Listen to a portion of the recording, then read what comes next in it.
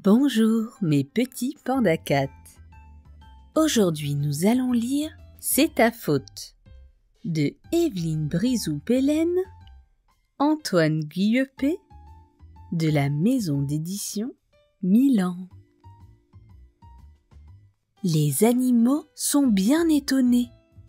Il n'y a plus d'eau dans la mare. Plus d'eau, c'est terrible. La puce s'écrie. Nom d'un perroquet, qui a tout bu? Je suis sûre que c'est l'éléphant.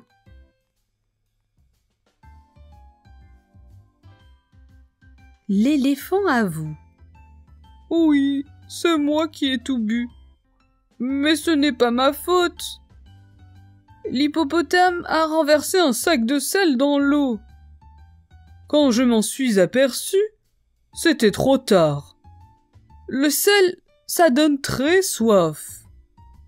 Alors j'ai continué à boire, et j'ai bu toute la mare. C'est ta faute, hippopotame. Tous les animaux hurlèrent en chœur. C'est la faute de l'hippopotame. L'hippopotame se défend. Mais pas du tout. C'est à cause du rhinocéros. Il a voulu que je joue à Colin Maillard. Il m'a bandé les yeux. Je n'y voyais plus rien. Et j'ai buté dans le sac de sel. C'est ta faute, rhinocéros. Tous les animaux hurlèrent en chœur.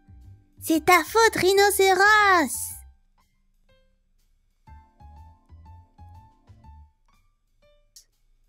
Le rhinocéros n'est pas content. C'est un peu fort. Ce n'est pas moi qui l'ai mis là, ce sac. C'est l'orang-outan.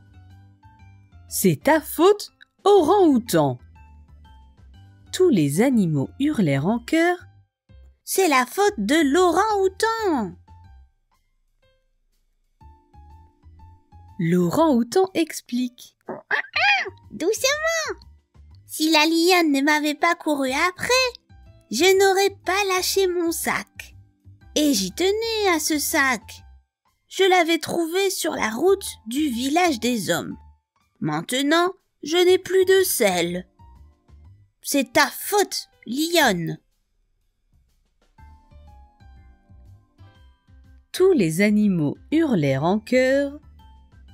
C'est la faute de la lionne.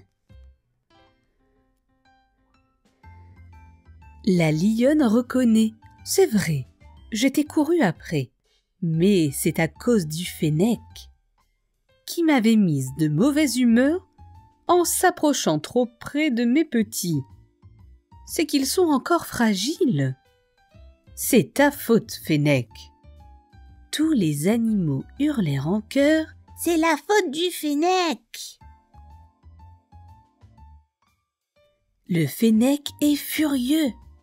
Je suis arrivé là par hasard. Le caméléon avait pris la couleur du sol et je me suis assis dessus sans le voir. Il a hurlé et j'ai eu peur et j'ai couru droit devant moi sans savoir que les lionceaux étaient là.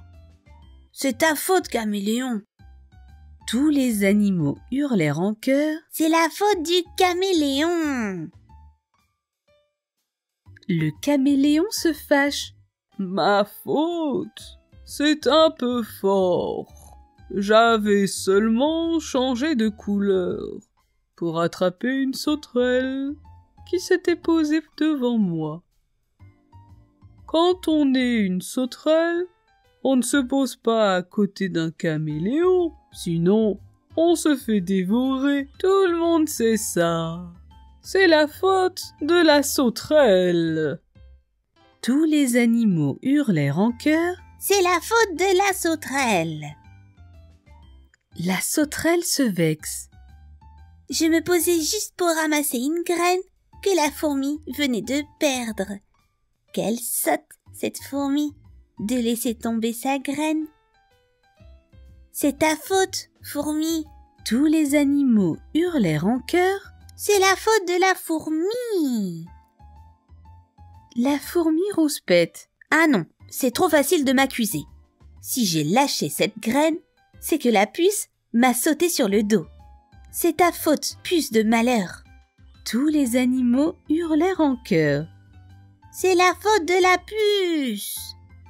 Et comme la puce ne dit rien, ils se mettent à brailler encore plus fort. C'est la faute de la puce, il faut la punir. C'est la faute de la puce, il faut la punir. L'éléphant agite sa trompe. Mais où est-elle passée, cette maudite puce? Le fennec crie. Je suis sûre qu'elle était là. Et tous les animaux se mettent à chercher partout. Rien. Pas la moindre puce. La puce est confortablement installée sur le dos de l'éléphant. Et elle se tord de rire. Fin de l'histoire, mes petits pandas cats. Et vous, vous avez déjà dit que c'était la faute de quelqu'un d'autre? Mais quand on dit la vérité, on se sent mieux et on peut réparer ensemble.